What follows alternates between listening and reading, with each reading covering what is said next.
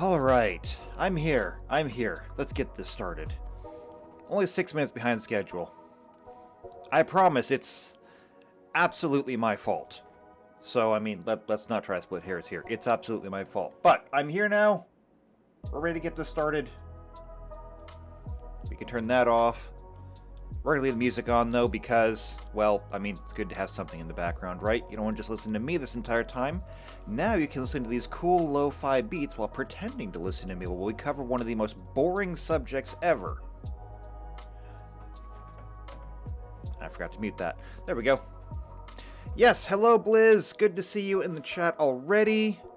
So there's actually 3 people in here. Don't know who the other ones are. If you're here and you haven't said hi yet, say hi. I like to have people here. I like to interact with my chat. When I someday have 30,000 people in here, it'll be a bit harder then. But right now, with only 3, I can handle 3. Come on, I can take it. Alright, so, what are we doing today? Alright, let's get this started. Hello, Shadowcat, back with another lecture. Why anyone shows up to these things, I don't know. Probably because you're curious individuals, because nobody would do this out of choice. You gotta be looking for something if you want to come to this.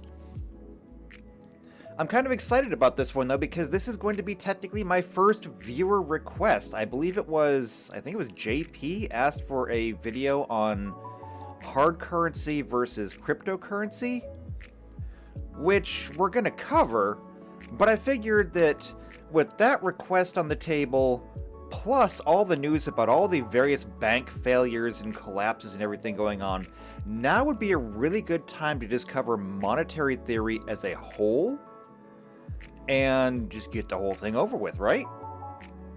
So we'll cover the entire subject, from the very beginnings of human economy, all the way up to present day. Now, mind you, this is not going to be a college course, okay? We are not going to cover every little nuance. We are going to cover the very basics of what an economy is, how it functions. We'll cover some basic topics like supply and demand, because that's something that even a grade schooler could understand. Yeah, we're going to keep everything very basic, but we will cover everything we need to. I even have some notes. Somewhere. Here they are. Okay. I do have some notes. They're not very good notes, but I have some. So, to get this started, let's just cover a little bit of history. And when I say history, I mean we're going to go way back. I'm going to take us all the way back in history, back to the hunter-gatherer times and the very beginning of human civilization. We're talking like caveman times. Now, why do I want to go back that far? Because it's actually important for the foundation. And one thing that I do think I'm going to do is I'm going to make a little bit of adjustment on this background music, just a little bit quieter.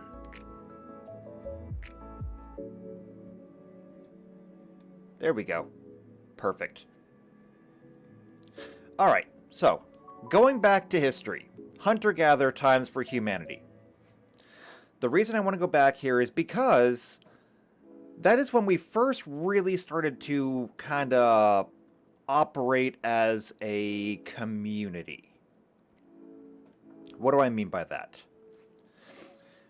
We have primates that are alive today. We have chimpanzees and bonobos and orangutans and things like that. We have communal apes.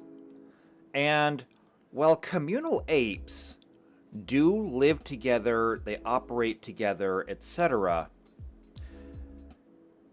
It's hard to call them a community because one of the biggest aspects of community is cooperation. Now, you will see certain degrees of cooperation inside a primate society. For example, when it comes to, say, children. Primates will help take care of each other's children, and that's great. When it comes to protection, you'll see a coordinated defense of the community while, it's under attack. But there's not a lot of cooperation when it comes to, say, building things.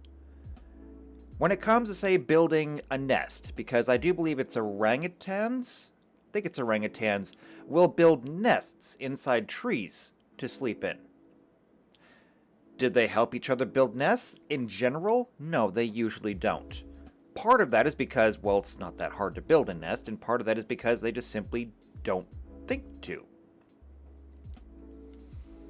I read a thing once upon a time where an anthropologist was asked, when was the beginning of human civilization? And the anthropologist had to go back and find an example of a bone. Now the bone, it was like a femur. The bone had been broken, but you could see that the bone had also, it had like a growth lump on it, where it had broken, and then it had healed again. And the anthropologist held it up and said, this is the first evidence of human civilization. And when asked why, they explained, they said, this was a fractured femur. In the wild, an animal with a fractured femur would just die. It wouldn't be able to move, it wouldn't be able to hunt or gather or anything. It would just die. In order for a femur to have broken and mended, it would have, or the hominid that it came from would have to be sheltered, fed, and protected until that limb was ready to move again. That showed a degree of community, a degree of sacrifice, and a degree of compassion that we don't see in almost any other hominid or primate in our current time. Yes, we do have some primates that are using tools.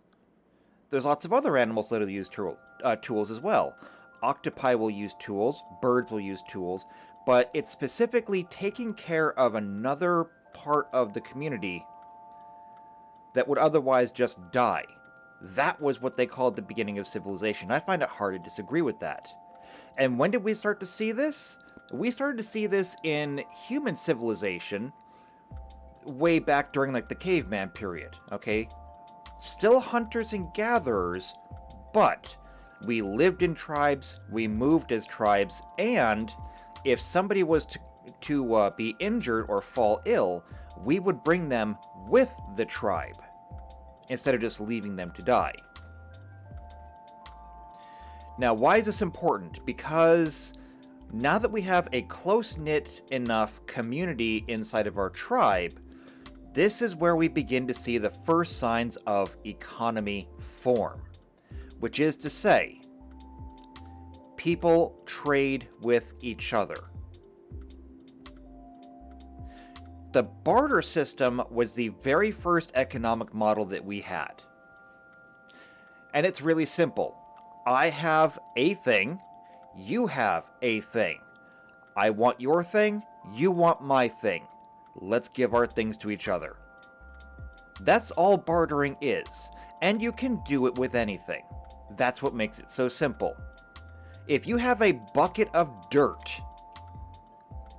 you have a barter economy because all you got to do is find somebody who either wants a bucket, dirt, or preferably both, and you can get something for it.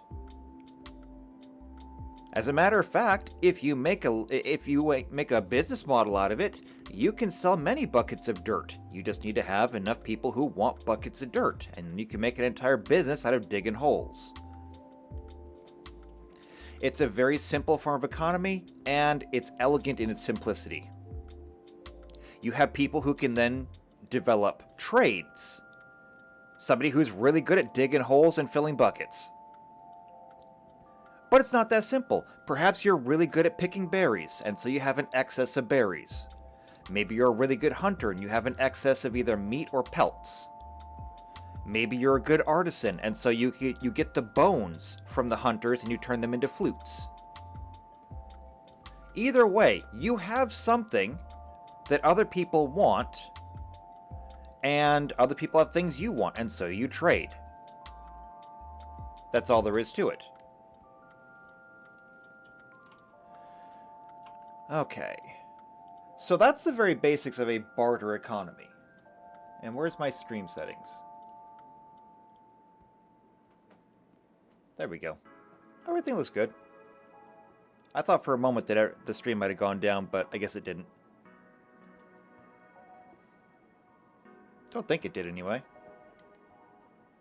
Nah, stream status is good. We're good. Okay, anyway, moving on. So that's the basics of the barter economy.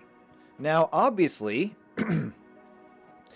as we faded away from being hunter-gatherers and we moved into a more agrarian society, this became much more pronounced.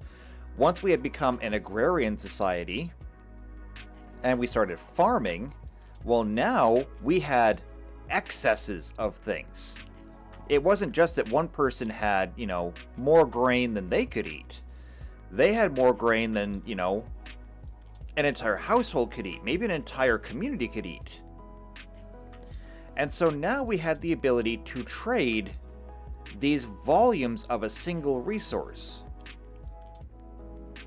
That meant that not only could you trade amongst the people within your community, you could say, I am the farmer, I have grain, and I need to have clothing, I need to have tools, I need to have weapons, I need to have all of this stuff, and I will be able to trade all of my grain for all of these things. We had the ability to trade with other tribes. You could say, my community is very good at farming, but we don't have water access. Your community is very good at fishing.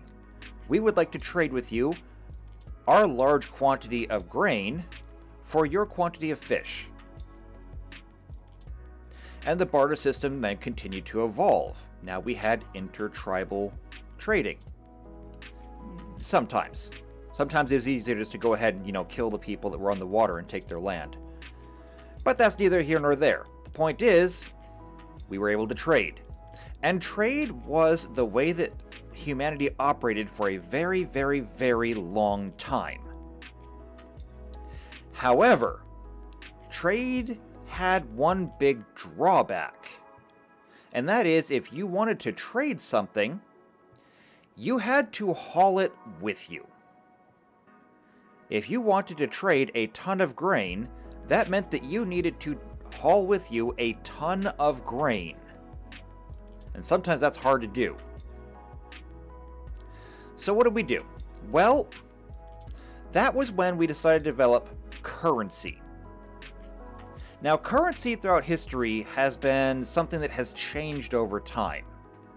Most of us, when we think of currency, the obvious thing we think of course, are dollars, or we might think of pounds, drachmas, we might think of yen, yuan.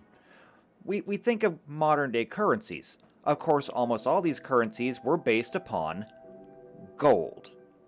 Now, why was gold so valuable? Why did we use gold as a currency? This actually goes all the way back to the bartering system. See, the fact was that even though we had civilizations, we had societies that had set up on the ocean, and they could fish all day and night. So they had a stockpile, an excess of fish. They salted it to preserve it, they made it into delicacies, they had all the fish in the world. What did they have a very small amount of? As it turns out, it was the same small amount that the farming community had. The farming community, of course, had, just tons and tons of grain. But what did they have a small amount of? Well, it's because as they were tilling their fields, they would turn up these little pieces of gold. Or when they were fishing, perhaps they would pull up a net and they would get these little pieces of gold. Or they would find it laying on the ground or in a riverbed or something like that. It was shiny, everybody wanted it, and it was rare. You had to work really hard to get a little bit of gold. It was so rare and so desirable, in fact, that people started to trade it amongst each other just as it was. And they'd say, well, I have this little collection of these gold rocks here, and I will give you a gold rock for this much grain. And the fact is that you're trading somebody a gold rock, something that cannot be used for anything else. You trade them this gold rock and they give you something that you can use. It is the very first implements of currency. And it wasn't necessarily gold. We were doing things like this for a long time. You've heard of tribes that use things like seashells and such for currency, or using beads of either like precious stones. Not necessarily gold or diamonds, emeralds, rubies, things like that, but just things like jasper or tiger's eye or just stones that you wouldn't normally find on the ground. Things that were not inherently useful, but were inherently valuable just being what they were. These were the first incarnations of currency in use. And of course, it integrated right into the barter system that we already had. Once it had done that, though, and the idea of using something that had no inherent use, but inherent value caught on, now you had the birth of a currency system. Now you could say, we have these collections of stones. Now it comes down to, what do we think the stones are worth?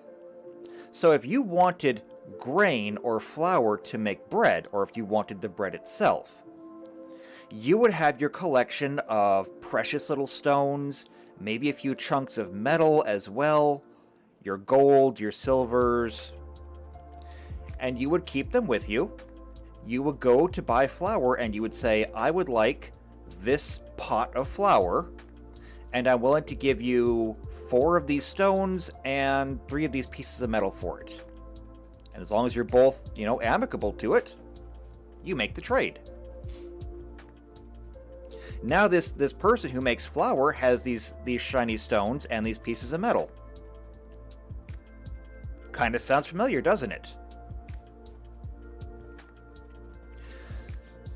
Then, the next step obviously was standardization, because if everybody has these little pieces of metal and everybody is trading these little pieces of metal, well, perhaps it's time that we start to try and kind of standardize it.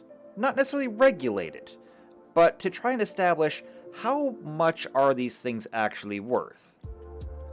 This is when the idea of weights and scales came in. You can say we can have one system of weights and measures for stones and another one for metals. This is when you would see people who would bring out the balance scales. They put a piece of metal on there, usually gold or something similar, and they would add sand or they would add pebbles or whatever to determine just how much it weighed, and then they could ascertain a value to this material, whatever it happened to be, based upon the weight of it. This is why when you go to shop for things like gold, silver, whatever, it's always measured in ounces. Why is the weight of it important? Because that has been the monetary unit of measurement since historic times. It's always based on the weight of it, not the size, not the volume, the weight. And the reason for that is because, well, it's kind of hard to cheat weight. You could make a gold bar of almost any volume. If you make it hollow, though, well, you might not be able to see the difference, but you can definitely weigh the difference. So weight was the easiest, most accurate, most consistent way to do it. And as we started to weigh these things, we started to create a system of currency that was now standardized. And once we did that, oh boy, that's when currency really took off. Everybody is familiar, whether you've seen it on television or you've played video games, everybody is familiar with the gold coin. Now, gold coins have been around for as long as we have had both gold and smelting. Because as soon as we learned that we could melt metal and cast it, well, the idea of taking this super shiny, super precious metal of ours, refining it further, and then making the shiniest coins out of it, well, that was just irresistible. And that's what we started doing. Not only did we start doing that just because it was pretty, but because the people who could do this, the people who would be minting the coins, could now standardize the coins to already be a certain weight and measure. No longer did you necessarily need to have weights and scales to measure something, say, gold or silver. You could simply proffer a coin, which was generally accepted to be a specified weight and a specified value, meaning that now that you had this standardized coin in your society, everybody could determine how much they were willing to give for a certain amount of coin. A pot of small size for a small gold coin, a dozen fish for a large gold coin, or a large tanned hide for 3 coins. It was the start of a standardized monetary system, and one that was so incredibly successful that it populated itself throughout almost every single civilization in human history. It missed the prehistoric ones, things like the North American civilizations, the Mayas, the Incas, the Aztecs, some of those. And it missed some of the other ones which just never adopted it throughout Asia and Africa. However, when we're talking about things like Egyptian civilization, it took off. Southeast Asian, same thing. Most of your European civilizations, also very big into it. There's a reason why when we think of Rome, one of the first things that we think of are gold coins.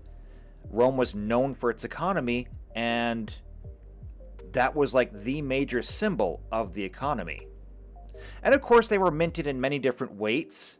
They were always stamped in different shapes and forms, usually to reflect either who was doing the minting or whoever happened to be leading at the time, usually because it was the same person. I mean, generally speaking, whoever is minting it is probably owned by the ruler of the land, just because, money is power and leaders have all the power. More so back in those days than even today. Or maybe the same, and they're just better at hiding it now. So the point is, coins. Coins then began to become the industry standard. So where do we go to next? Well, next is where we see things start to change, because coins have become incredibly successful. Everybody is now carrying coins. The idea of having a purse on you has become kind of standardized. It used to be that you carry your rocks or your raw metals or whatever in whatever pocket you happen to have on you. Purses were carried back then too, but now everybody had kind of a standardized purse, and you would have all of your coins in it. This is also when we saw kind of the rise of the cut purse, because now that carrying a purse was kind of standard in the modern economy, so was stealing it. And people realized that, number one, carrying all of my coins on me, well, first off, gold is heavy. And so who wants to lug around a whole bunch of gold coins? Like, having a few coins in your pocket, no big deal. But if you have a lot of gold, you don't want to carry a lot of gold around with you. And secondly, carrying a lot of gold around with you in a purse is dangerous, because anybody can come by with a dagger, cut the strap on your purse, and then run off with it. And suddenly all of your money is gone. Or at least all the money you had on you. And if you did have all of your money on you, then yeah, all of your money is gone. There needed to be a safe place to keep your money. Now we introduce the bank. So the bank started off as a very simple concept. Somebody has a fortified structure and the ability to defend it.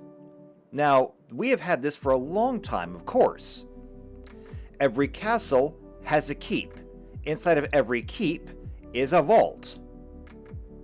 Inside the vault is all of the leader's gold and gems and everything else that's valuable. This is not a new concept. The idea of a bank, however, was taking the idea of that royal treasury and bringing it out to the common person. Now you had a place that could hold your money, that was defended, nigh impregnable sometimes, or at least that was supposed to be the idea. You could put your money in there, and it would be safe. Now, if you wanted to wander about town, you could take a handful of coins with you, so if something happened, you wouldn't lose everything. It wasn't inside of your house, which could easily be broken into and just ransacked. Your money was safe in the bank. This was really good, and it was very popular. This worked for a very long time. But there was a problem with it. And that problem was that it was inconvenient. It was true, your money was in the bank and your money was safe. And you could go there to withdraw your money at any time you wanted. So what was the problem? Well, the problem was that your money was in the bank. So if you wanted to get money, you had to go all the way back to the bank, get your money, and then go all the way back to wherever it was that you were going. And that's just tedious. Who wants to do that? That meant that if you had to go out and do business, or you had to go out and do shopping, or whatever it was that you happened to need to do, your first trip of the day was the bank. But you know what? You did it because it worked. And then we tried something different. You see, you had to know, in some way, how much money you had in the bank. I mean, after all, if you can't tell how much money you have in the bank, well, how can you get your money back out of the bank? Well, obviously, the bank had to keep its own ledgers. Now, in the early days of the bank, this was usually done using simple writing techniques, usually, ink on papyrus or whatever. No, they were not just chiseling the stuff into stone. It's not that far back. But what the bank would do is the bank would simply say, well, this person has come to the bank, they want to leave their money here.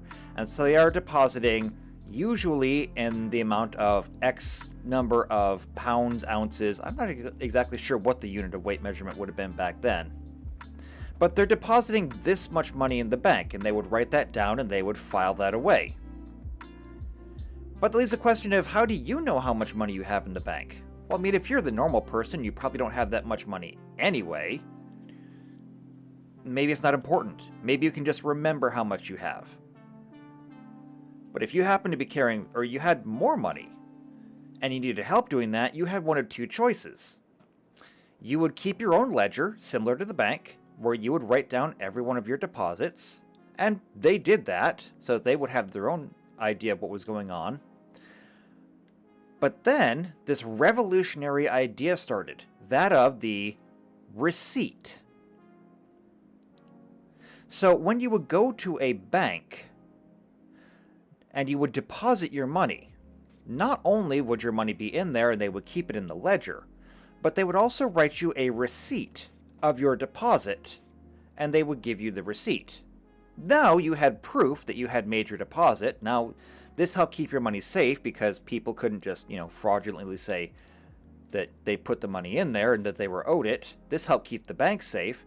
And now you had proof of your deposit as well. You could add this into your ledger and keep it as proof.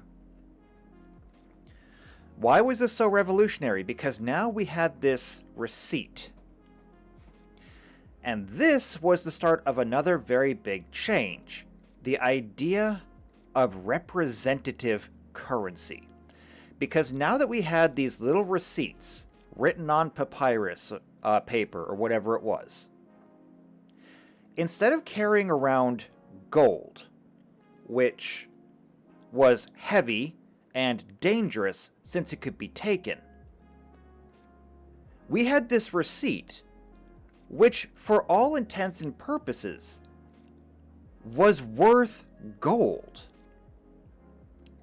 If the receipt said that it had dropped off 16 ounces of gold, and you could go back to the bank, give them the receipt, and demand a withdrawal, then this piece of parchment may as well be as valuable as the gold itself.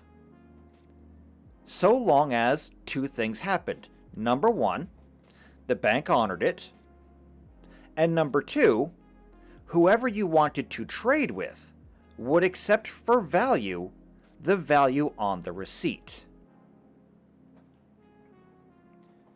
And that's exactly what happened. With this revolutionary idea of receipts and the ability to trade them as a representative currency, we saw that people doing business, now that they didn't have to carry around massive amounts of gold, they would simply carry around a wallet of receipts.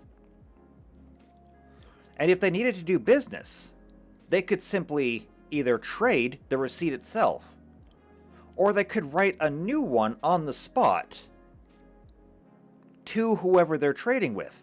Give them the receipt for whatever they're buying, whether that was fish or flour or logs or hides or whatever it was. They could trade them that receipt, which could then be taken back to the bank and exchanged directly for gold in the vault.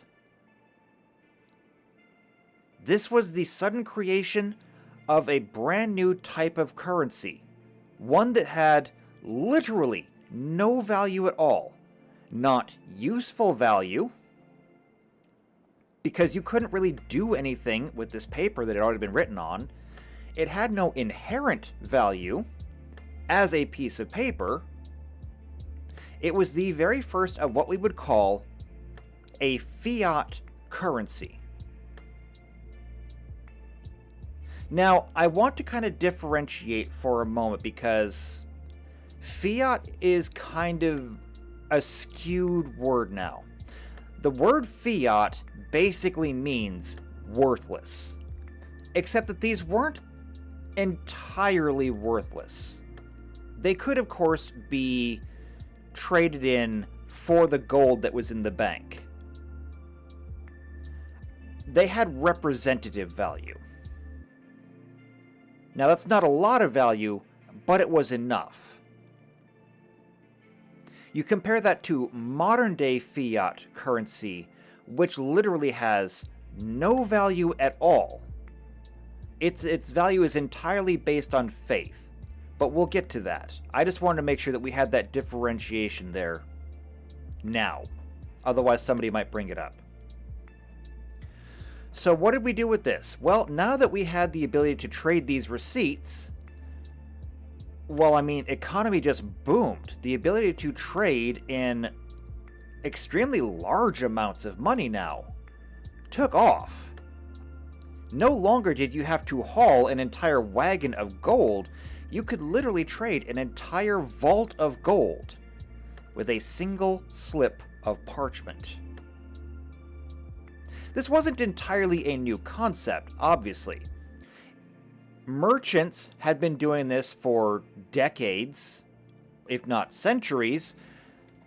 They would simply agree to trade an entire ship full of gold for an entire ship full of textiles. But now it was much easier. And now you also didn't need to take somebody's word for it.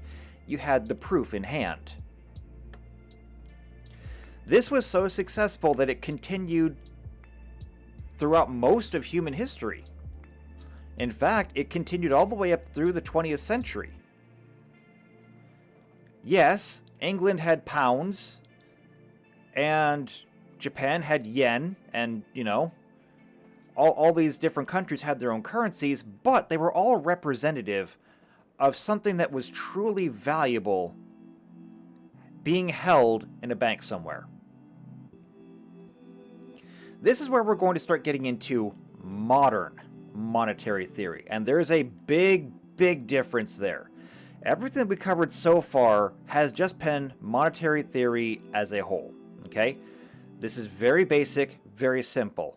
Modern monetary theory is very complex, convoluted, overly complicated, and confusing.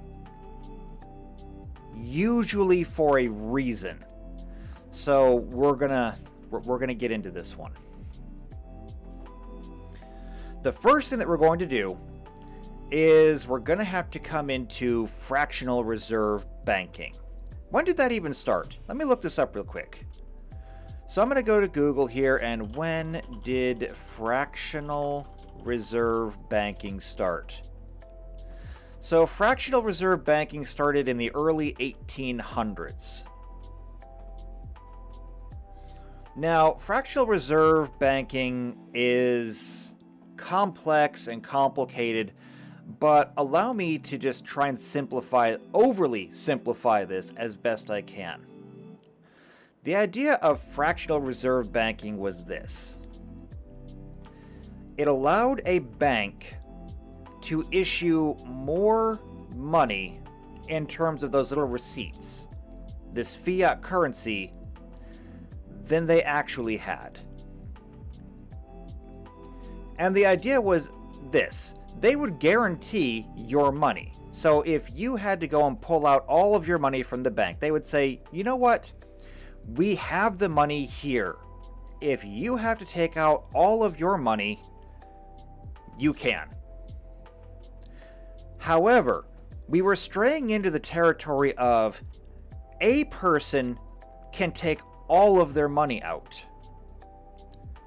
However, now, all of the people cannot take all of their money out. Before this, money was essentially on a 1-to-1 ratio. One receipt was equal to one thing inside of the bank. That meant that if every single person was to come into the bank and withdraw everything they had, you would be left with 0 customers and an empty vault. Now that we had the fractional reserve system, it meant that we could potentially have more customers than we had things in the vault. Meaning that if everybody came in and withdrew everything, you would now have an imbalance. You would have more customers who were left standing in the cold then you had, material to give out. The idea was simple, though. It was a bet. It was a gamble. The idea was that at no point are you likely to ever face every single customer coming in and trying to take all of their money out at once. The odds of it were just incomprehensibly small, and so you could risk doing it.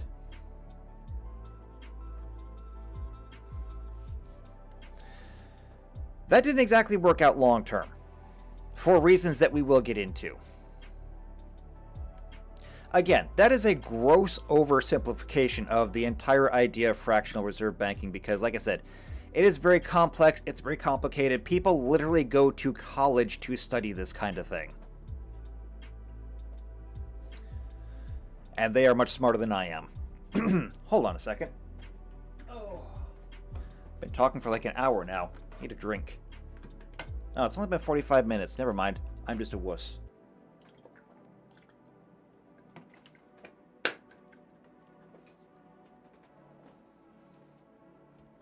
All right.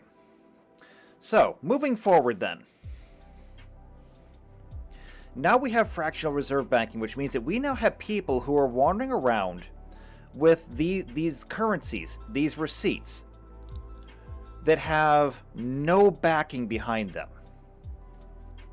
I couldn't tell you where it started.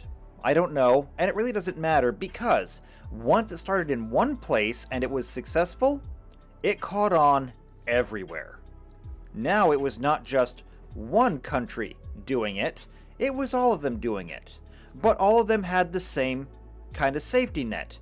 They did it a small amount, and the odds of enough people coming back to withdraw all of their money was incredibly low.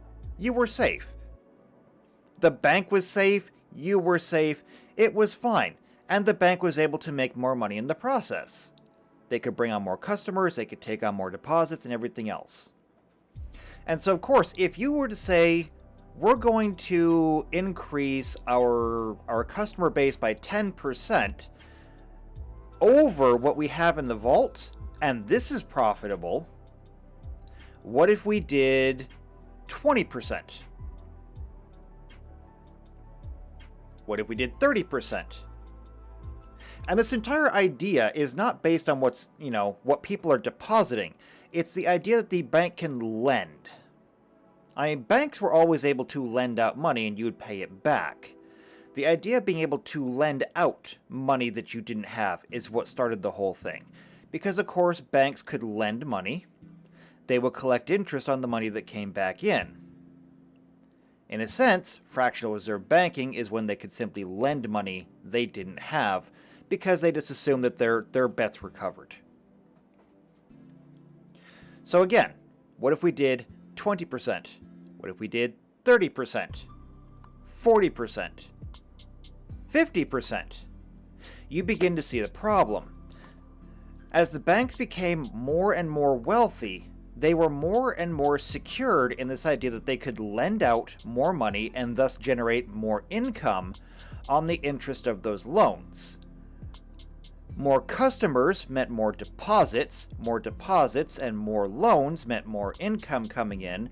It meant larger vaults, which meant that even if you were lending at like 50% over your vault, as your vault grows, you're better able to cover that unsecured, let's be honest, these were unsecured loans. You were able to cover those extra 50% unsecured loans out. So where did this become a problem? Well, a really great example of where this became a problem was the stock market crash in the 1920s in the United States.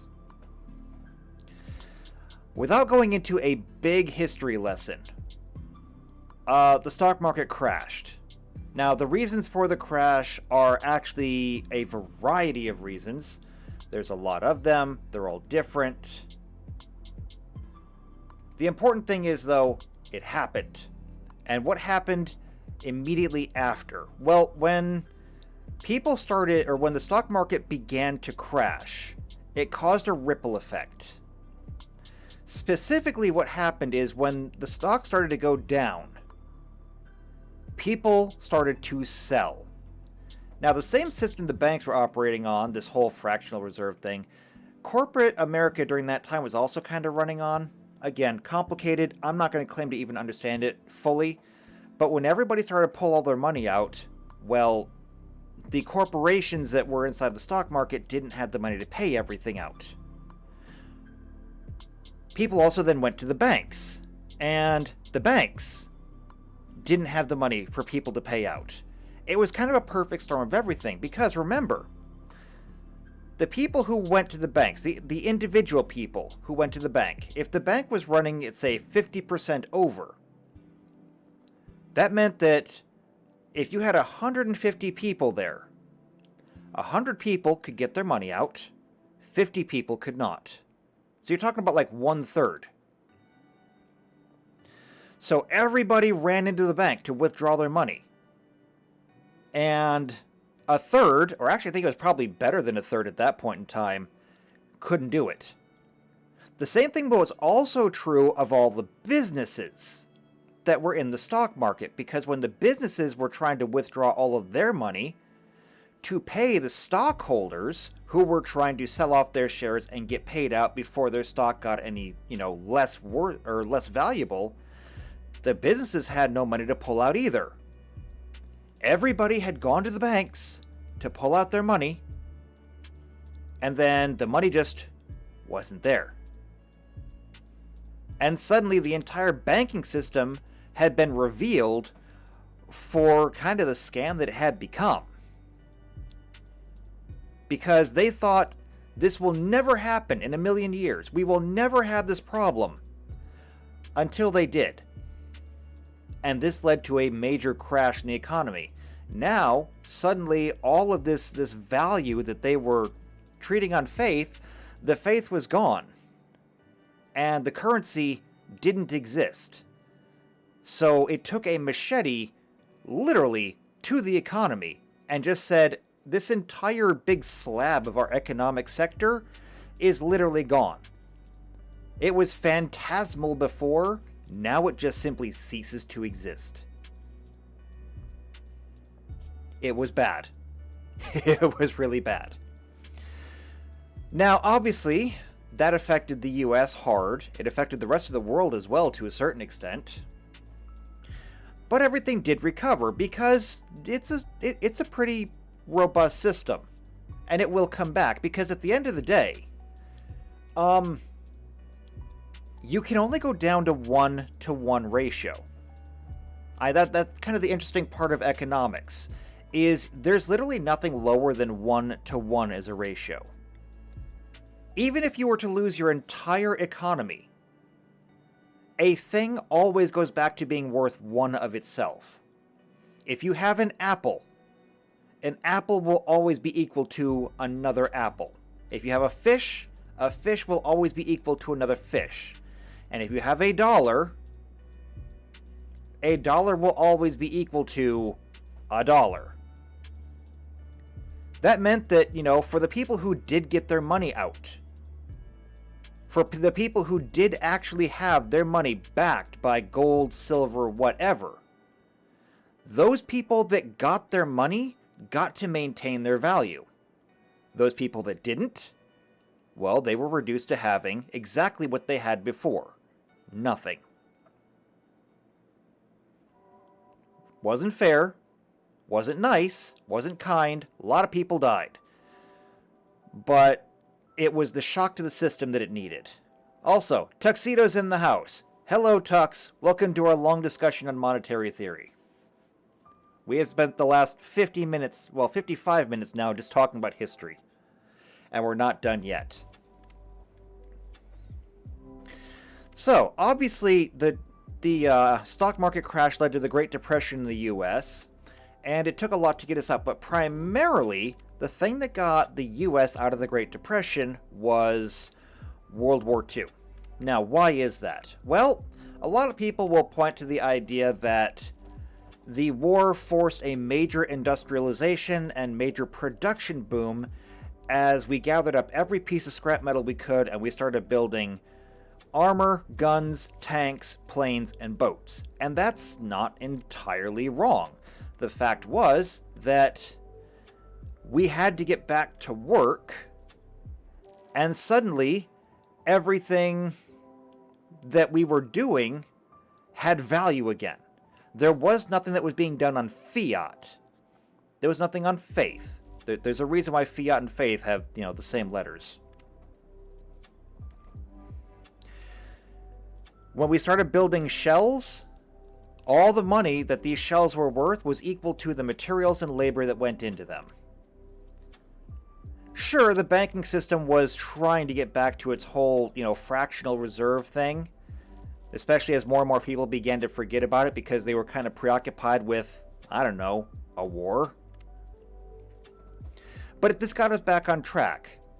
We were back to kind of a 1-to-1 ratio system. The economy was fully backed by the materials inside of it, and we were on the rise. And of course, World War II happened. Things didn't go poorly, or things went poorly for Germany, but they went pretty good for the rest of the world. And for America especially, things went very well. America came out of World War II very wealthy.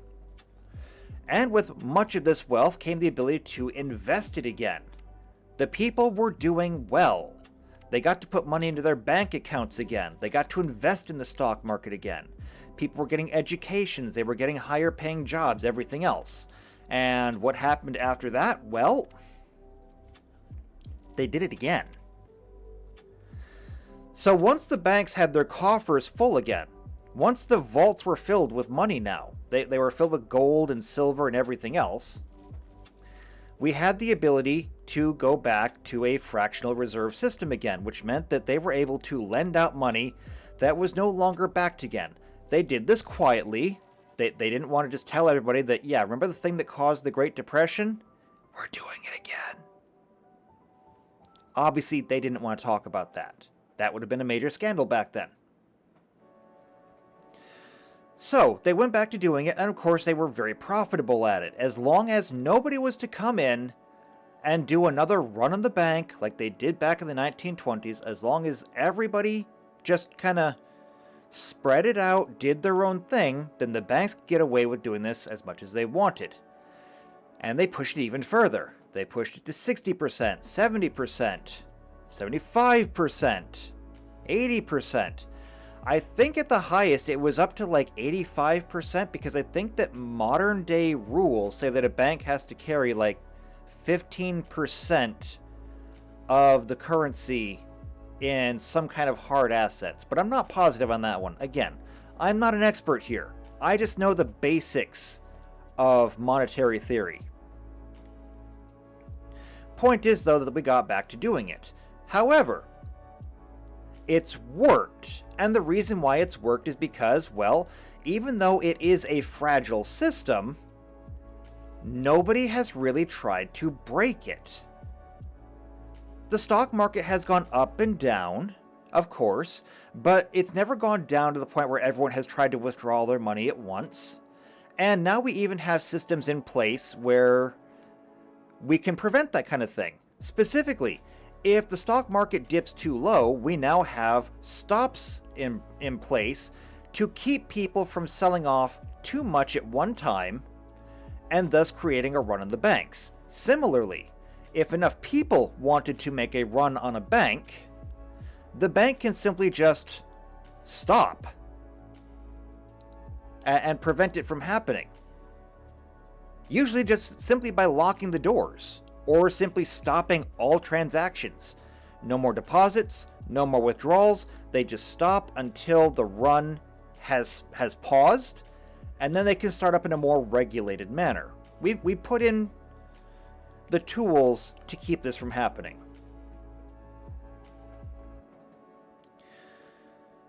So where does that leave us now? Well, we're getting closer, but we're not quite at modern day yet. Because for a long time, even though the banks were allowed to do this whole fractional reserve thing, we were still at least on a gold standard.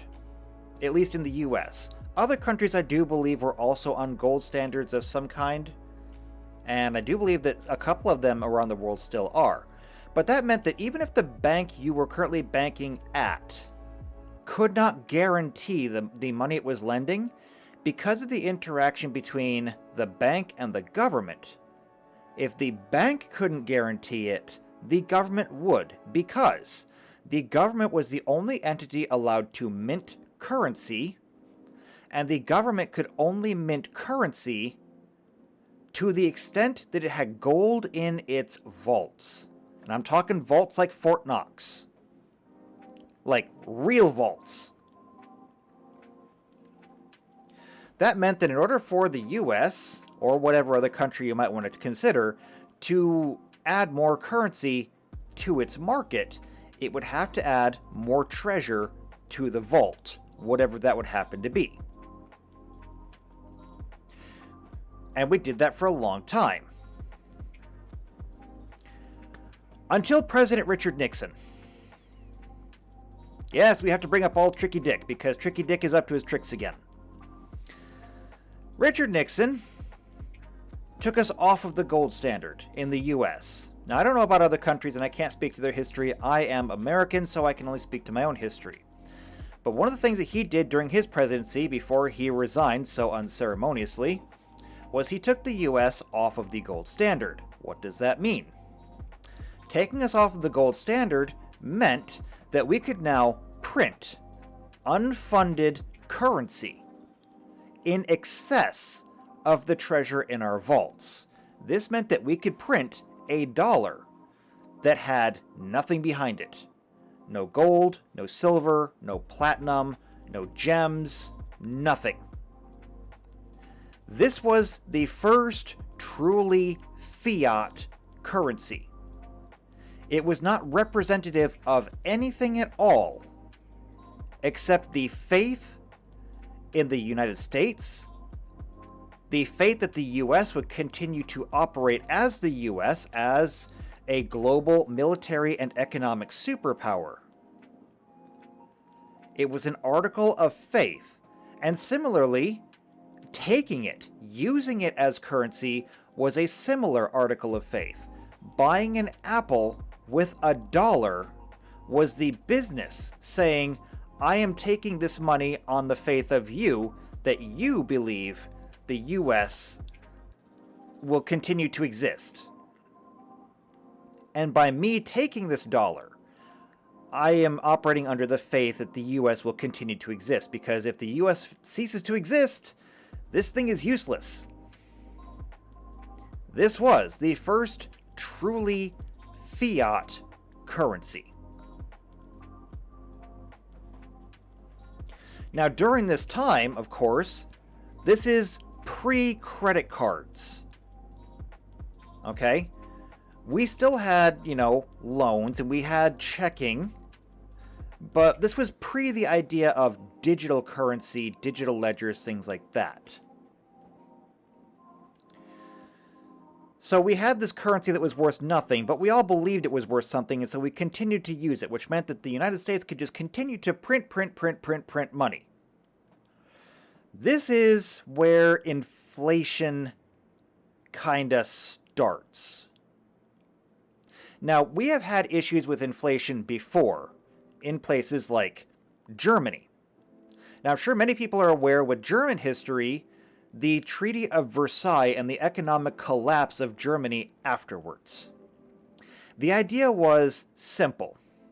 After World War I, after the dust had settled and the bodies had been counted, well, we all kind of collectively agreed that Germany was responsible for everything. I'm gonna be honest with you, I'm still not exactly sure why. My knowledge of World War I isn't the greatest. I mean, I freely admit that. I am no history major. But my understanding of World War I is that it was the assassination of Archduke Ferdinand that kind of kicked the whole thing off. He was killed he was the Archduke of a small country. I don't know what it was. I don't remember. He was killed inside of another small country by, radical terrorists or whatever in that country because they hated him. And it was because of defensive pacts between these two countries and all the other countries of Europe that we started a European war. Because Germany had a defensive pact with this country, it meant that they were not at war with the other small country. Because France had a defensive pact with that small country, now France and Germany were at war, and so on and so forth. It was the domino effect to end all domino effects. So why was Germany on the hook for literally everything after World War I? I still don't know. And honestly, it doesn't matter that much now. It's history. But the fact was that after World War I, yeah, they were on the hook for a lot of damage. And what were they supposed to do? Germany was solely responsible for the rebuilding of the entire continent of Europe. How could they possibly do that? Well, the only thing they could do. Germany was fined in the millions of dollars, and so what do? They printed them. They printed them so that they could literally just grab handfuls of it and throw them at the other countries and say, you wanted your money? Here's your money. It's all worthless, of course. This is why you saw in Germany those pictures of people who were standing in line for bread, holding entire bags, entire wagons of cash, because their currency had become so inflated that it was worthless. So now I think we need to stop and actually explain what is inflation. Because inflation is a term that we hear we hear thrown at us a lot these days, but most people don't, as I can observe, understand what inflation is. What inflation is, how it works, and specifically how it actually affects you. Now granted, there are a 1,000 YouTube channels you can watch that will try to explain inflation, and to me, they always overcomplicate it. So let me try and do my best to explain this simply. I want you to consider the Apple economy. And no, I don't mean the smartphone, I mean literally apples, okay? There are 100 apples in the economy, okay? There are $100 in the economy, okay? And you are just like any other person, you have $1, okay? You have $1. There are 100 apples, $100, you have $1. So how much is an apple worth? Well, an apple is worth $1. Great. So you can walk up to the apple merchant, who in this case is going to be a large cat who loves apples, and you're going to give that cat $1, and he's going to give you an apple. This is pretty straightforward, okay? And of course, in this example, all of our dollars are going to be, backed by a gold currency. So we could actually trade a gold coin for an apple too, but we're going to use $1. So what happens when we take ourselves off of our gold standard? And now we can print money. I'm going to get a quick drink here, because I am parched.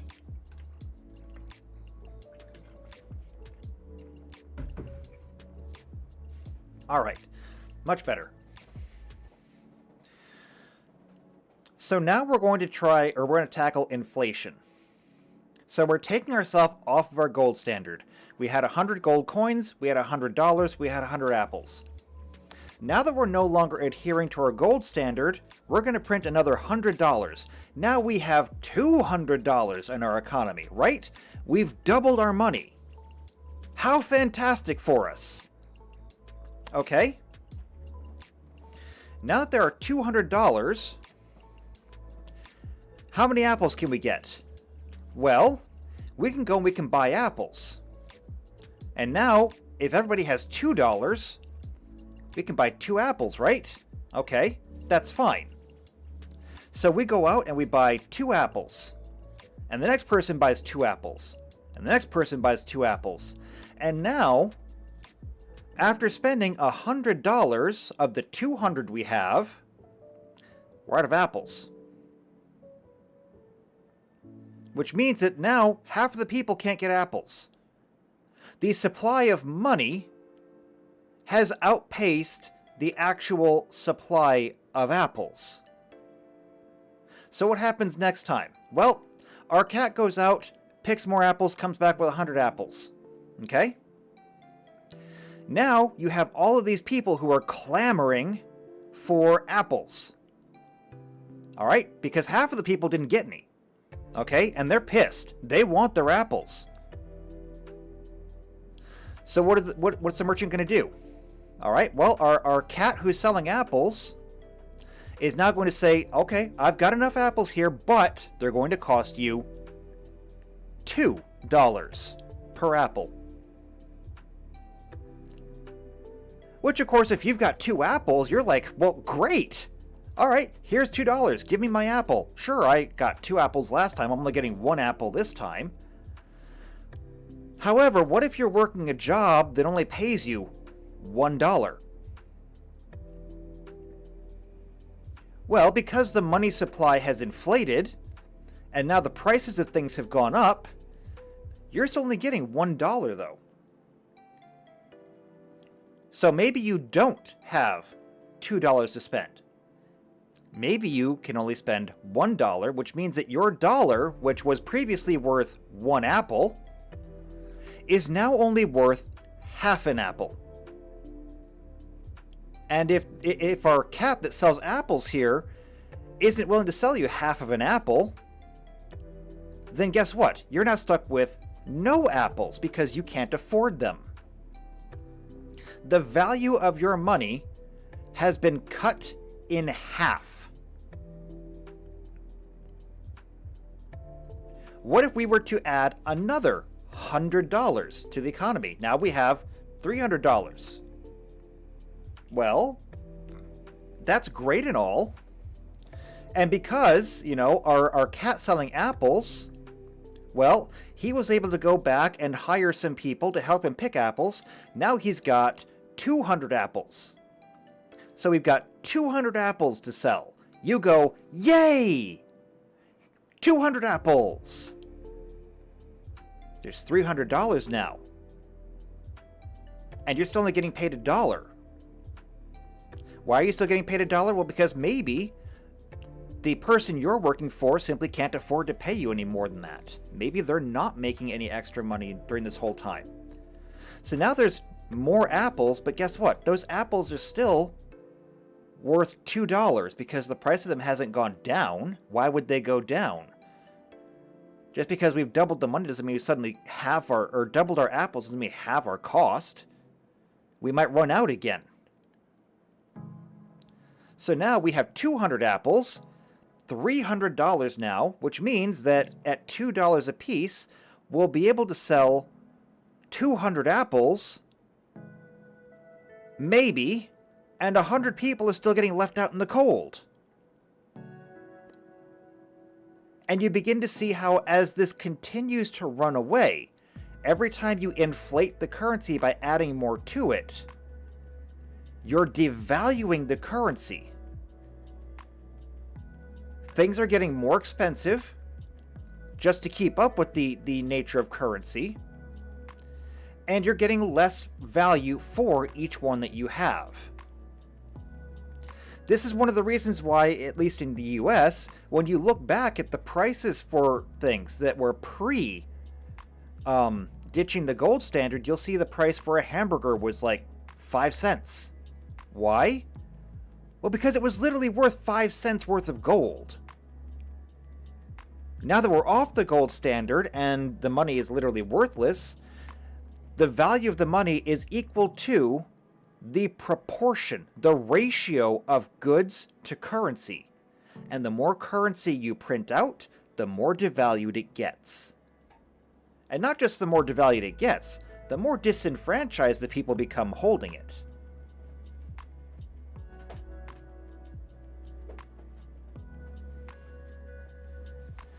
This is how inflation works from a practical standpoint. Now, I'm sure you can hear people that will defend it, giving all kinds of explanations, and to a certain degree, you're right. Inflation can be used to stimulate an economy. By simply injecting cash into it, you can actually stimulate industrial production. In general, however, it is a short-term patch on a long-term problem. You can inflate a currency for short-term gains, but it will almost inevitably come at long-term losses. Then again, if your long-term losses are ceasing to exist as an economic nation, sometimes the short-term gains are worth it.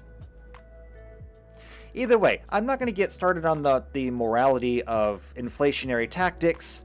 I just wanted to explain how it works. Because now we get back to modern monetary theory and how it has developed. So we left off with Nixon getting us off of the gold standard, and this is where inflation really started to take off. This is where we got to see the prices for things starting to really go up during the 1980s in the US as well as the 90s, but they really start kicking off in the late 2000s and through the 2010s, and especially now in the 2020s. But I'm getting a little bit too far ahead of myself, I think. The 1990s saw the rise of credit. Now, credit cards had existed for a long time. Credit cards had existed since the 1960s, maybe even before then. Because credit cards were basically the idea that you could get a loan on the spot. See, if you went out to eat somewhere that you would normally use a credit card, you could do this in one of two ways.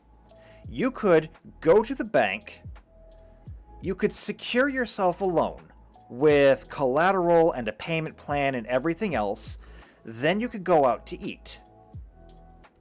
Okay? That's very, very complicated, and nobody wants to do that.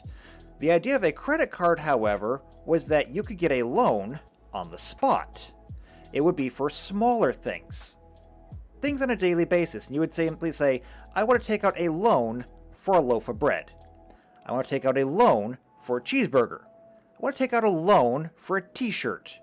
Or whatever it is you happen to be buying at the time, and I agree to repay this at the end. That's all a credit card is. It's not credit, it is a loan. Which is why if you were to look at a credit card agreement and a loan agreement, they're basically the same. They're also equally incomprehensible unless you're a lawyer, but they're basically the same.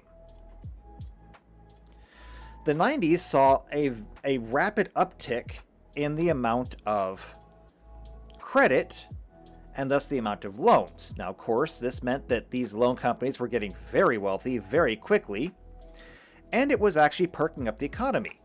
And as more and more people were doing it, it became more and more popular, and it actually kind of led to this entire culture of unfunded liabilities in the form of credit card debt. So now, not only are we off of the gold standard, not only are we using inflationary currency, we're now also accruing a rather large amount of collective debt through these largely unsecured loans. And when I say unsecured, I mean that because there's nothing of value behind them. There's no collateral there, generally. I mean, if the only way to settle a debt is bankruptcy, it is an unsecured loan. Bankruptcy simply means that we're going to either find a way to pay it back at a lesser amount, or we're simply going to wipe it out entirely because it's unpayable. So we have this rising ceiling of unsecured debt through all of this credit being lended out, and it's going to continue to grow through the 90s, through the 2000s. So where do we go from there? Well, the biggest thing to happen next, if I remember correctly in my history, because again, I don't have the whole history here with me, but the biggest thing to happen next would turn out during COVID. when the economy was essentially shut down. So you have to understand that we already had an inflated economy because we were off the gold standard and we had been printing money like crazy. Every single time Congress would come through and they would make one of these billion or trillion dollar budgets, that money had to come from somewhere. It was printed, and by printing it, it was inflating the economy. Every dollar that they would print would make any dollar you were holding less valuable. In the example with the apples, every dollar printed made your dollar, worth half as much. According to modern monetary theory, dollars, as we hold them, are worth literally fractions of a penny. And when I say fractions, I don't mean a 0.1. I don't mean a 0.01. I mean, you better start adding a lot of zeros to that before that 1. They're basically worthless. They literally operate on faith alone. And the government will keep printing more and more and more of them, inflating the currency further and further and further. Again, this is all predicated on the faith of the United States. The faith that we are the global superpower militarily and economically. You will often hear people mention things like the petrodollar. Again, the petrodollar operated pretty much solely on faith of the United States as a superpower. Not going to get into it, just want to make that little connection there. So what happened even further? Well, every time that they would pass these budgets and they would print these billions of dollars, it would inflate your currency further and further and further. During COVID, however, several things happened. Number one, the industrial economy was shut down. That meant that, according to our little example, no one's picking apples anymore. Which, I mean, literally did happen. They even stopped picking apples. So people stopped producing anything. However, people, generally as a rule, need food, water, clothing, and shelter to live. So these things still had to be provided. That meant that people needed money. If we're not producing anything, if people aren't getting paid, well, then the only thing that they can go back to is either debt and credit cards, or they have to use whatever savings they had. One of the things that happened was all bank accounts, I should say all checking accounts, suddenly had all savings accounts in banks had all their withdrawal limitations turned off, which basically said that every savings account could now be used as a checking account and was thus added directly into the money circulation. This was a massive injection of cash, which helped further devalue the currency that was already on the market. Because once you have a fiat currency, whether you're holding a dollar or you have a dollar in the bank, it's all basically the same. I mean, a dollar in your hand is equally as valuable as a number in a computer somewhere. And so injecting all of that money caused a massive inflationary spike. Really massively. Like, I cannot understate it enough how massive it was. And you're starting to see kind of the point where we're getting, or the point that I'm getting to where US money has basically become worthless. Like, if you go to another country may have money that is based on a gold standard of some kind, or maybe a fractional standard of their treasury. US dollars literally have nothing behind them. Going to another country and spending US dollars is a little bit like giving them nothing in exchange for something. In fact, if you were to convert US money to, let's see, who's on the gold standard still? Is it, let's say Finland? Wait, hold on, let me ask. Which countries are still on the gold standard? Oh, I take it back. As of 2022, none of the world's countries use the gold standard. I would have swore there was one that did. But yeah, That meant that if you went and exchanged currencies, you would be exchanging whatever value they had for nothing.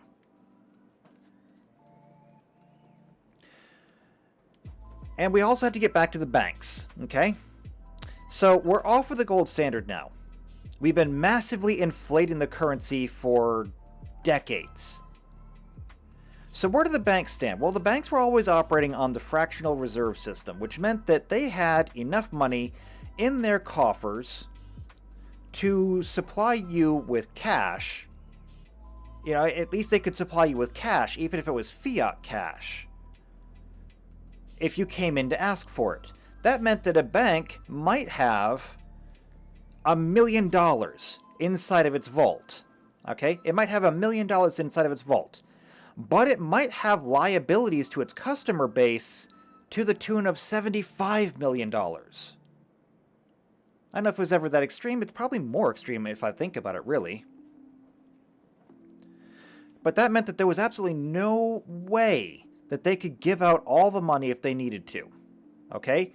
We are right back to that precipice of the economic collapse that preceded the Great Depression. So where does that leave us right now, today? Well, as we have seen, many of these banks are collapsing. The question is, why are they collapsing? And nobody has a solid answer right now. Mostly because it's a developing story. We can look at the banks and we all have our own theories. But we won't know until later what exactly happened. What we can say for sure, though, is this. Half of the reason why some of these banks are collapsing right now is because when one collapses, it has a ripple-on effect. People talk about the banking collapse contagion. And they talk to it as if it's some kind of mysterious miasmatic effect that seeps through the telephone lines from one bank to another. But it's not. It's very simple, actually. If a bank collapses because they say, look, we have been doing this whole fractional reserve thing so much, and we're dealing with so many clients that now on a daily basis, we no longer have the capital to actually pay out our customers. Not even one of them. Now the bank has failed. Okay? Nobody can go in. Nobody can get their money out. If they were to do nothing, then sure, their money could be there, but they need this cash to operate. And they can't do it. The bank has failed. It can no longer maintain its operation as a bank. They can't pay their employees. They can't maintain their building. They're done. They're gone. So what does that do? Well, all those people who are in that bank are kind of screwed. Yes, we have things like the FDIC, the Federal or Financial Department. I forget what it stands for. Hold on. I can look this up. I have the internet. FDIC, the Federal Deposit Insurance Corporation. Right. I never would have guessed that. But basically, we have the FDIC who say, you know, if you deposit money, we will insure your money. That way, if we have another economic collapse like the Great Depression, you're not going to be out on your ass. Great idea and concept. Unfortunately, for like the Silicon Valley Bank, which was SVB, the people they were dealing with, FDIC only actually insures up to $250,000. If you have $251,000 in the bank, yeah, you just lost $1,000 because they only insured to $250,000. This is your lesson to diversify. Because seriously, if you have that kind of money, don't put it all in one place.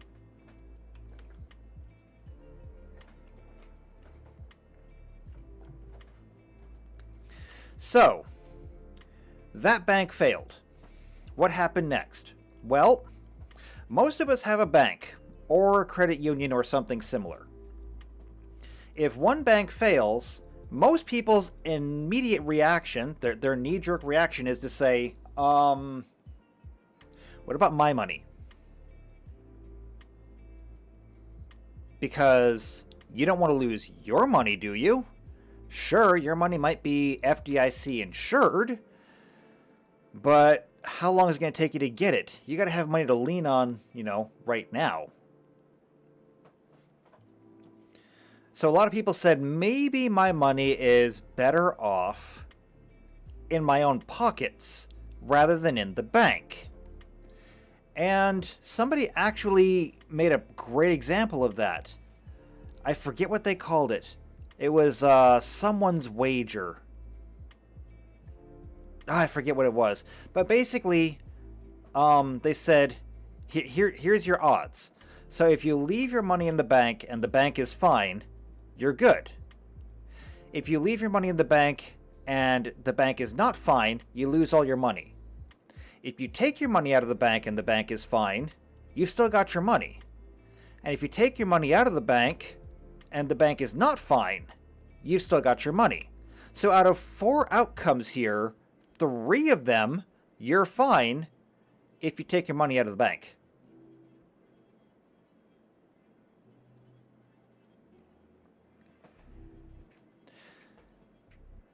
So what if everyone does that then? Well, if people look at the collapse of one bank and they say, I'm going to play it safe and I'm going to pull my money out of the bank, and their neighbor says, I'm going to get my money out too, and their neighbor says, I'm going to go get mine too, and everybody goes to the bank to withdraw their money, which again, because of fractional reserve banking, is unfunded, now that bank no longer has the money to do so. So what happens next? Well, that then becomes a story, and other people see that and say, oh no, what about my bank? And it continues on and on and on, one after another. Now again, we have things in place now to keep this from happening again. We can stop the bank and stop people from doing transactions to say, you know what, just chill out, everybody relax. Nothing's going to change in the bank until everybody calms down. There we go. We have stopped a run of the bank temporarily. But have we fixed the problem? We kind of haven't. Because the problem isn't the people that are running on the bank. The problem is the operation of the bank in the first place. You put a Band-Aid on it, but you haven't actually stopped the bleeding. And that's where we are today.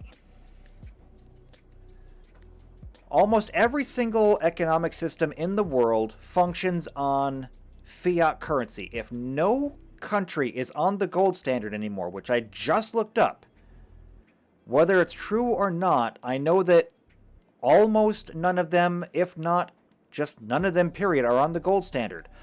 All money is fiat, which means that every bank is on the verge of a collapse. To one degree or another. Obviously, some are going to be better than others. It is a Jenga tower, and it's going to tip over at some point. This is not an if, it's a when. We just don't know when it's going to happen, and we're doing everything we can to keep it from going over. It is a very, very fragile system. So where does crypto come into this? Because this is one of the things that was specifically asked for. When asked about, the whole currency thing, it was specifically asked for, and I believe it was JP that asked for, they wanted to know hard currency versus cryptocurrency. I think we've covered hard currency now to death. So let's talk cryptocurrency then. And in doing so, I want to talk about 3 things, I think it is. I want to talk cryptocurrency. I want to talk about, what the hell are they called? Oh, I'm blanking on it. What do you call the things where people make the pictures and then sell the pictures? I can't think of it. Somebody in the chat, please help me out. My brain is draining on this one. Maybe I can look it up real quick. What is it called?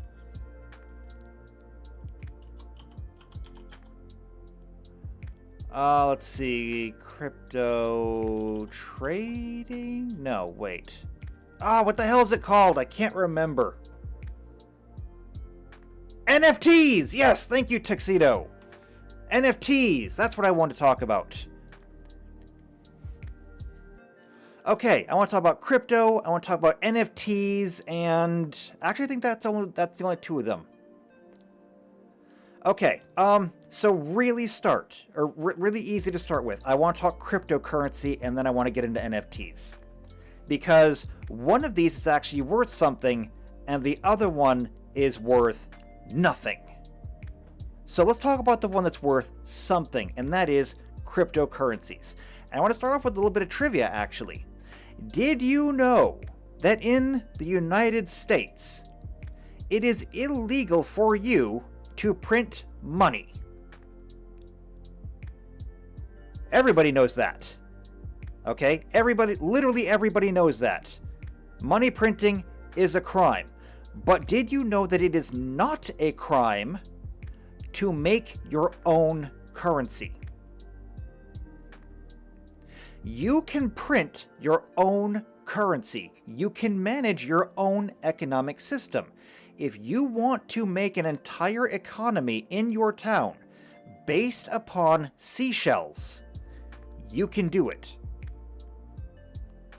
And as a matter of fact, there are several regions inside the United States that do just such a thing. I don't remember where it is because I heard about it a very long time ago, but there is a town in New England, I believe, that has had its own currency for going on something like 40 years. And I do believe that in Northern California, depending on where you go, because Northern California likes to act like they are their own state, because they absolutely hate Southern California, and who can blame them? Northern California also has their own currency. And no, Tuxedo, I'm not talking about goldbacks. That's actually different. Goldbacks are actually different. Because the idea of goldbacks is they are actually backed by gold. Usually by having a certain amount of gold inlaid into them. I know, because I have one. What I'm talking about, however, is a completely fiat currency. It is a completely fiat currency that is simply accepted in exchange for any other currency. Now, the interesting thing about this is, because these towns, or in the case of California, an entire region, has made their own currency, they can also manage the inflation of that currency by having their own mint for their own currency and having their own currency exchange. They can say, I'm just going to call it a Jefferson dollar because Northern California wants to be known as Jefferson. One Jefferson dollar would then be equivalent to, like say, 5 US dollars.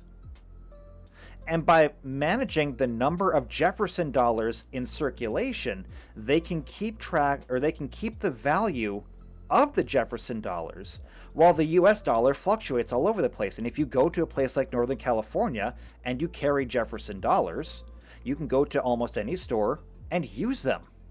And an apple might actually be worth 1 Jefferson dollar. Or more. I mean, I don't know. It's an example. So you can actually make your own currency. That's not illegal. Now, you can't pass them off to anyone else. Like, you can't pay the IRS with Jefferson dollars. And if you go to Southern California with them, they're not going to accept them because they just don't. It also means that if you have a bank in Northern California and you want to have Jefferson dollars, Well, the bank would also have to do its own insurance on there because they would not be FDIC insured. But there's nothing stopping you from making your own, and that's where we're going to get into cryptocurrency. So the idea of cryptocurrency is very simple, and it's very much the same as what we just discussed. Cryptocurrency is just a currency. It is equally as valid and valuable as any other fiat currency out there. Cryptocurrency has no backing except the faith in it. The faith in it is supposed to come from its rarity. The idea being that when Bitcoin was made, they made so many of them, and then they would simply stop making them. Meaning that whatever Bitcoin was in circulation is all there would ever be, and it would maintain its value, and in fact would become more valuable as it was lost.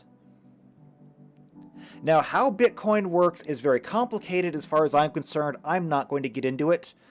Cryptocurrencies work on something called a blockchain, and they work on something called mining. Now, how this works, I don't actually know. All I know is that's the terminology, and that's how it works. Mining is a system of computing. By carrying the blockchain through your computer, you somehow get paid for it. I don't know how it works. I don't use it. And then the blockchain is simply a ledger that makes sure that none of the Bitcoin created is falsified, which, I'm going to be honest with you, I don't actually buy. I don't have that much faith in the blockchain that it cannot be falsified. I mean, computing power is crazy. I don't see why you can't just make up your own blockchain and just print as much Bitcoin as you want. I'm sure that somebody can explain it to me. I don't want to hear it, though. I really don't. I don't care enough to have Bitcoin explained to me. Just please don't do it. The point here is that they made it. And there's just 1,000 other ones. Like, I have a little bit of Bitcoin. I have a little bit of Dogecoin because Dogecoin is hilarious. I haven't seen how it's doing lately, but it's never done well. I have a little bit of, I think it's called Algorand. I think something else. I don't remember. But there's dozens of them.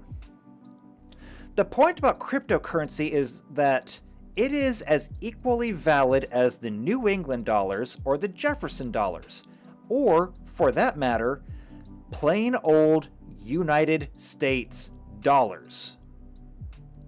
Their value is whatever people ascribe to them, and their usefulness is wherever people will accept them. A Jefferson dollar is worth $1 to anybody within the Jefferson area of California, but it's worthless outside of it. Similarly, a Bitcoin is worth like, what, $40,000 now? So a Bitcoin is worth a car if you go to, I don't know, a car dealership that accepts Bitcoin. But if you go to the local Ford dealership, it's not worth anything. It is a fiat currency, but that also doesn't mean that it is not valuable as a fiat currency. I look at crypto the same way I would look at any other currency exchange. For example, let's touch on the Ukraine war, okay? So the Ukraine war has been going for over a year now. When the Ukraine war started, however, when Russia first invaded, most of the entire world basically cut Russia off from the economic market.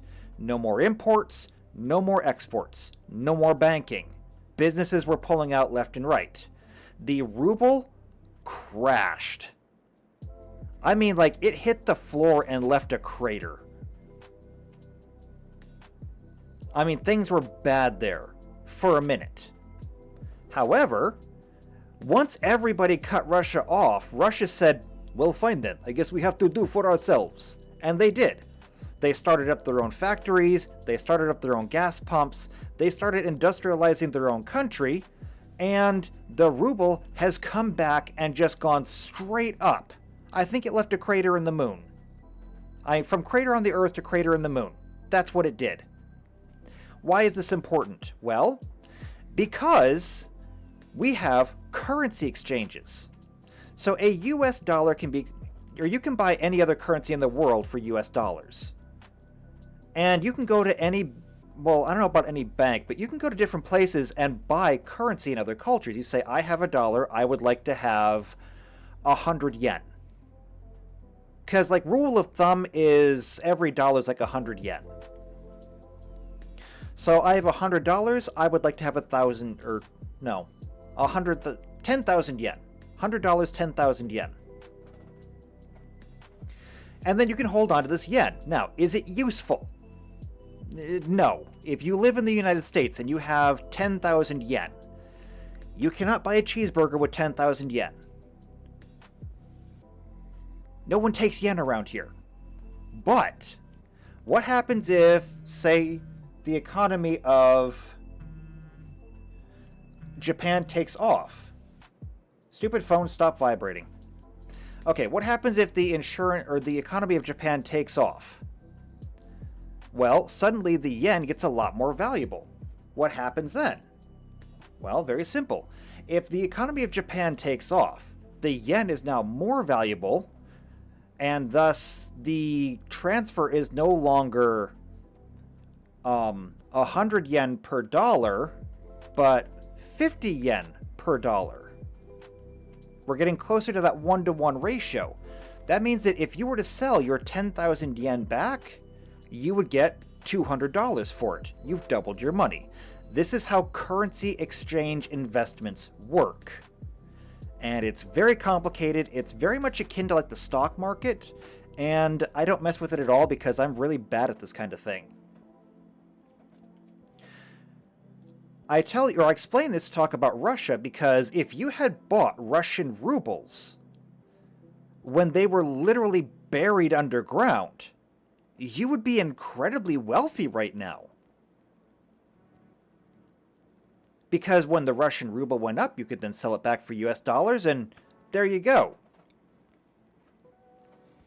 I explained that to summarily come back and explain cryptocurrencies. Cryptocurrencies are just another kind of currency exchange. Cryptocurrencies go up and down in value depending on the faith and acceptance in the market. If everybody wants cryptocurrency, the value of the cryptocurrencies go up. If nobody wants it, the value of cryptocurrencies go down. So why is it important to you at all? Because it means that you can...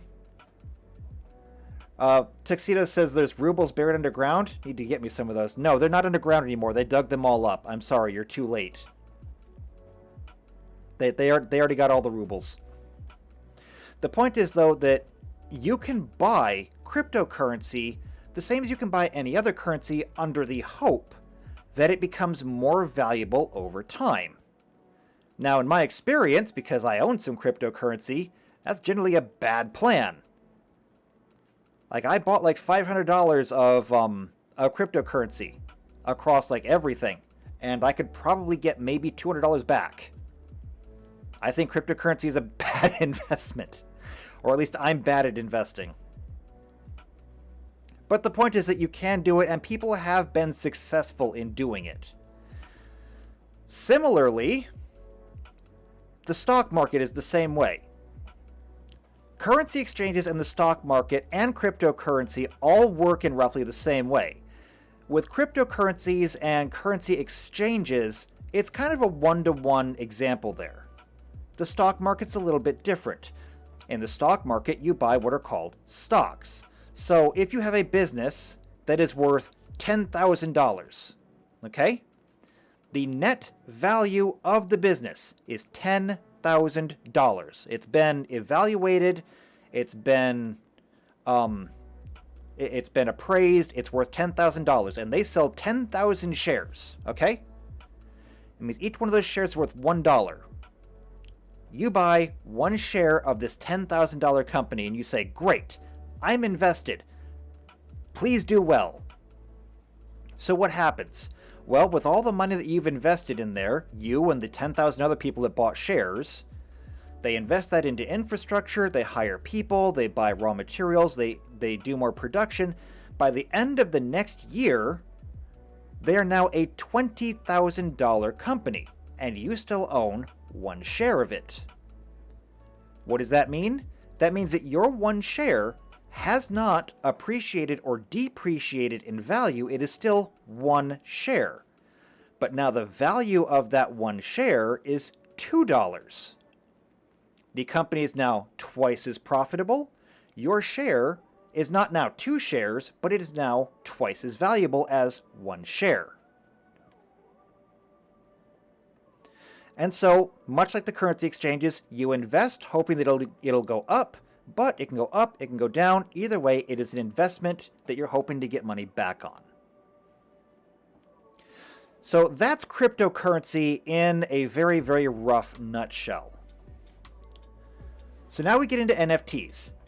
And as I said before, NFTs are garbage. NFTs are worthless.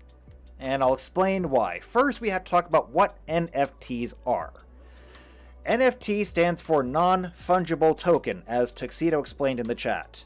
What does that mean, though? It means absolutely nothing. Let's be honest. It means absolutely nothing.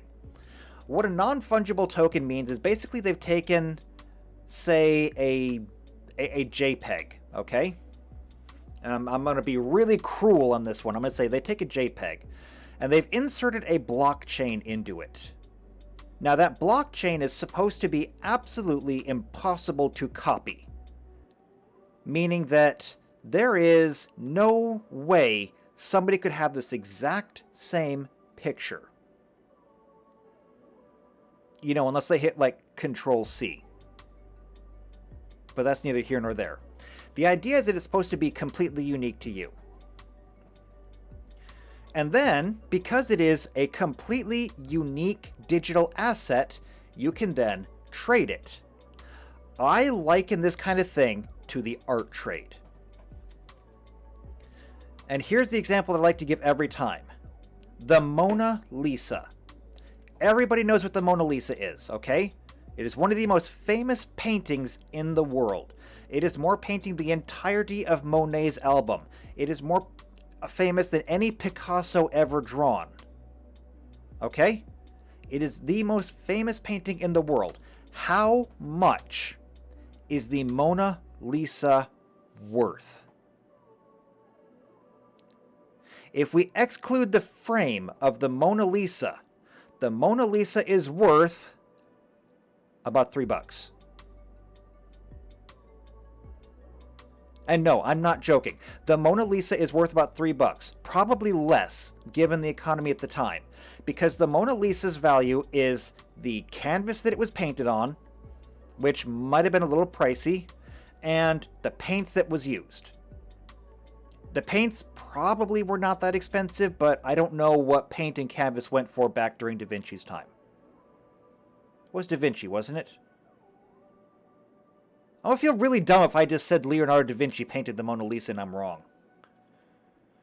Mona Lisa. No, it was totally drawn by Leonardo da Vinci. Okay, I'm not dumb.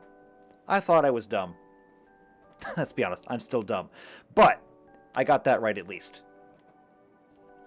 So the Mona Lisa is no more valuable than the crayon coloring that I have on my fridge. Okay? It's just not. So why is it priceless? Well, it's priceless because it's the Mona Lisa. There is only one. There will only ever be one. And while the materials that it is made out of are nothing remarkable, the fact that it is the only one of its kind, it was painted by the famous inventor Da Vinci, and everybody would like to have it, that's what makes it priceless. There is nothing inherently valuable about it except for the value that everyone else ascribes to it. It's because we say it is valuable that it is valuable. And if suddenly tomorrow, every single person said, we no longer care about the Mona Lisa, nobody wants it, a bum off of the sidewalk in front of the Louvre could walk in, take it off the wall, and walk out and nobody would bat an eye. It's priceless because we say it is. It's valuable because we say it is. Now I have to make this point, and I have to make it just brutally clear, because when it comes to NFTs, they're worthless. An NFT is literally worthless. Like the Mona Lisa at least is worth the canvas and the paint that it was made on. Technically, it was also worth the labor that Da Vinci put into it. I don't know how long it took him to paint it, but we may as well count labor in there too. So maybe it's worth a lot more than $3. Maybe it's worth like $50 because he spent a lot of time working on it.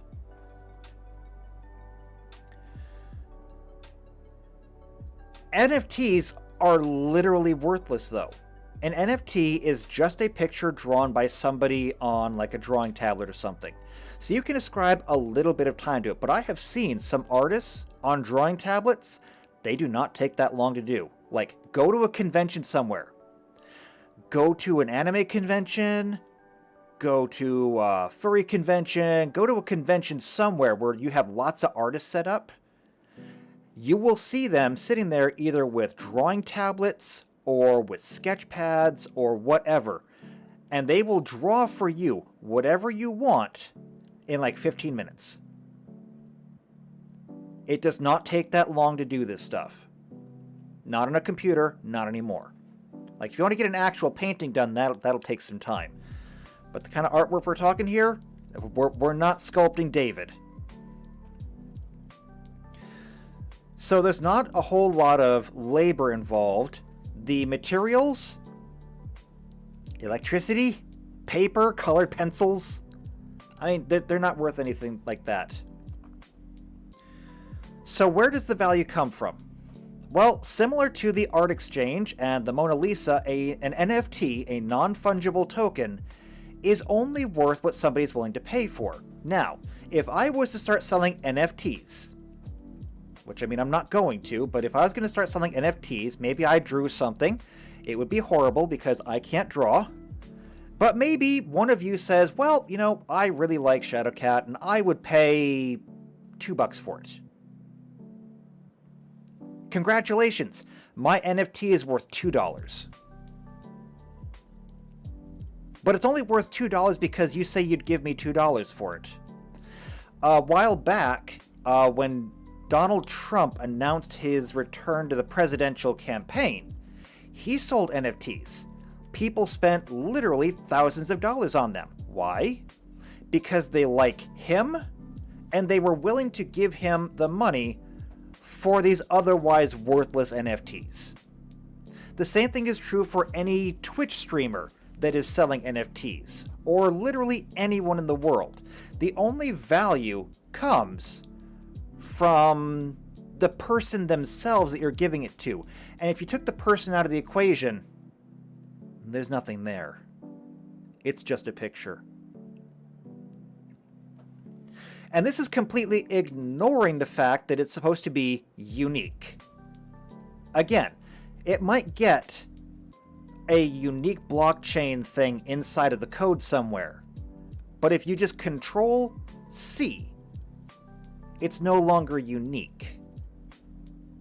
And you can Control V as many times as you want, and suddenly something that was absolutely valueless before has now suddenly become somehow even less than worthless.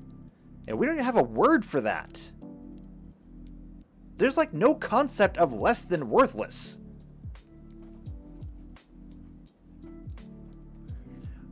Tuck says, I value you, Shadowcat. I would pay at least $4 for your NFT. Well, if that's true, I have a Patreon with your name on it. Okay, so NFTs, as far as I'm concerned, they're garbage. They're nice, but there's nothing that you get from an NFT that you could not get by just simply sending a donation somewhere. The only difference is when you buy NFTs, you can kind of pretend that you're getting something of value in return for it.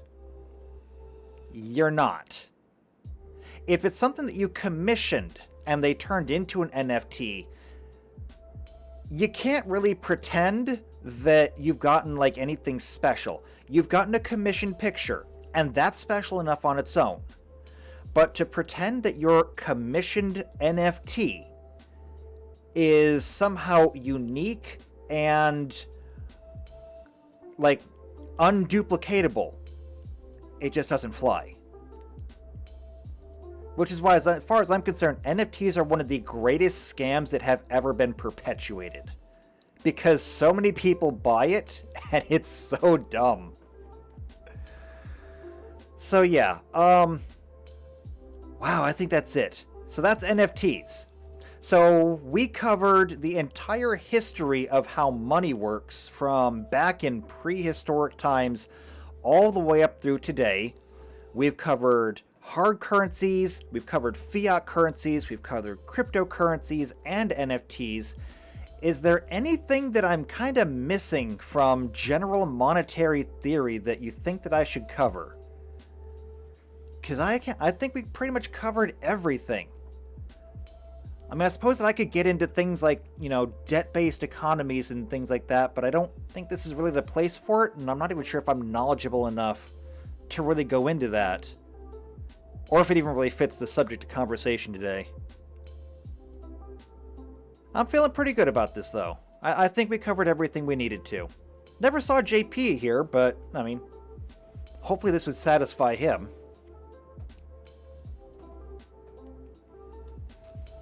That's assuming it's the right person. I think it was him that suggested it.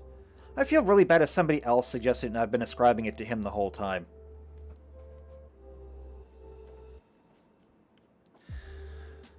Ah. Yeah, I can't think of anything else. I think this was a good lecture. So unless somebody suggests something at the last minute, I guess we're going to go ahead and get out of here. After all, we've been here for 2 hours. I'm sure everyone else has things to do. I have things to do too. So, yep, I don't see any other suggestions in the chat. I guess we're going to go ahead and get out of here. I want to thank you for coming out here to this lecture.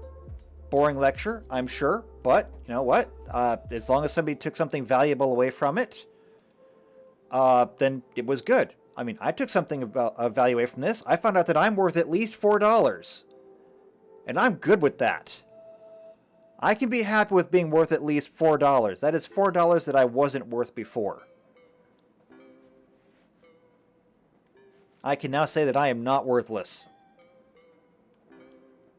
Not worth much, but not worthless. It is the first step in a long, long journey up. If you've enjoyed this, though, or if you are watching it later and you enjoyed it afterwards, make sure you subscribe to the channel, because we do these lectures every single Saturday so long as I have topics, and I haven't missed one since, I don't know, beginning of the year? When did I start doing these lectures? I started live streams on the 1st of January. I think I started the lectures in January as well. So as long as I have topics, I will continue these. I've got a couple more lined up that should take me through at least the beginning of April. But if you have anything that you would like to hear about, anything that you're either curious about my take on, or something that you don't fully understand and you would like a better explanation of, I have a cursory knowledge of just about everything. You know, just enough to be knowledgeable on most subjects, but not smart enough to actually be profitable in any of them. I'm not even a jack of all trades and a master of one. I'm the jack of all trades and the master of absolutely goddamn nothing. But still, it's enough that I can at least bring people up to my moderate level. So anything that you would like to hear about, let me know down in the comments. Either in the chat right now, preferably though in the comments under the video, or in the Discord, because we have a Discord. It should be linked in the description under the video. It's open. You can come join. It'll continue to remain open until I have a reason where I have to like restrict it in some way, which will probably not happen until I have like tens of thousands of viewers. So probably not for a long time. But we'd love to have you there. So come and join us in the Discord, especially if you have any suggestions. Otherwise, if you have somebody else who is talking about like the banking collapse and they're curious about why it's happening or what's going on, share this video with them. This might give them a little bit of insight into what's going on and how it's happening. I can't explain why these specific banks are collapsing or what's going to happen next, but I can at least get to them or get them to why we're here and how we got here. Otherwise, leave a like on the stream if you would be so kind. Do leave those comments down below, and I will see you next time, tomorrow, for our just kind of chill stream where we're going to be working on Star Trek module again for Pathfinder, or Starjam, excuse me. Hopefully finishing that up. Or I'll see you next week for our next lecture. Either way, I hope to see you soon, and until then, take care.